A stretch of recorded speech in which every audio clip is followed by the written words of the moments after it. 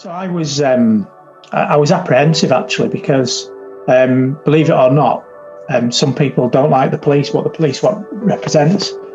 There's nothing that I was worried about. Obviously I was intrigued, but I was a bit confused as to kind of what it was. You know, if you're used to going into those, you know, typical kind of, you know, organised meetings, you very quickly know who's who. Whereas within that environment, it was a bit like, oh, this is different. And it felt as though things weren't moving. It was like, we were just chatting and this. And I think that's probably because of the conditioning of, you know, outcome focus driven, quickly, let's get things done. And, you know, so over time, obviously, I understood and started to grasp that what it was. It's how relevant is my viewpoint and experience to what the group collectively wants to achieve.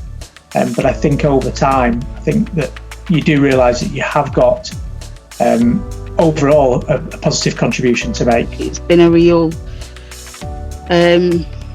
like stepping stone for me, in the sense of it gave me a space to build my confidence, to find a voice within that setting, you know, kind of coming from the community as well. And then being a professional, like, you wear different hats, don't you? So within that environment, it gave like a safe space to actually be human. So, you know, because we're in roles a lot of the time.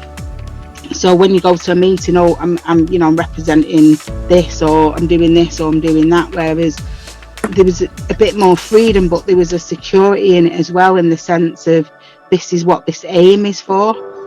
You know, because it's just those roles, I think, that you get used to playing. And what the Poverty Truth Commission seems to do is bring humanity back into the room. I've been doing this job for 28 years, and you develop a sixth sense of when people kind of put up with you because you're supposed to be there but don't really want you there. The civic and business leaders, they're human. You know, and there's that divide of where they're responsible, aren't they, for making a decision, which sometimes ultimately impacts people positively or negatively. I did worry about how sort of, as a civic commissioner, I would sort of gel with the group, not just the grassroots commissioner at all, but everybody on the group at the time. And there are times when you think, people just don't like what I'm saying, potentially because of who I work for.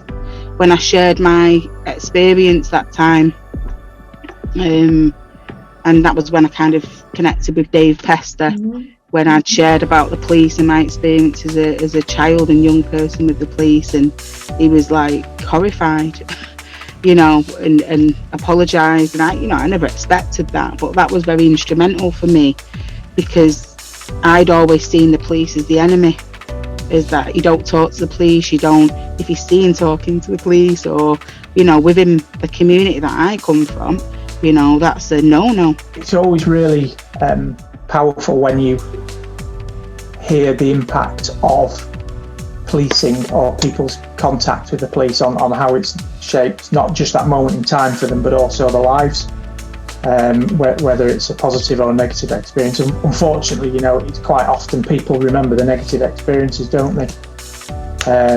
So I think that's been really powerful, because you think you know what that's like, but when you're with a group that you're working with and you hear it on a regular basis, you know, you can't help but forget that. So I would say that's probably the biggest impact. Giving me that, you know, opportunity to actually, you know, see someone as human. You know, I've not seen Dave in his police, you know, action. You know, I don't know how he operates, but I've seen him as a person, you know. So that's been really powerful for me. Yeah, I was shocked when I see him in action. I'll be like, what? I don't know you. Yeah.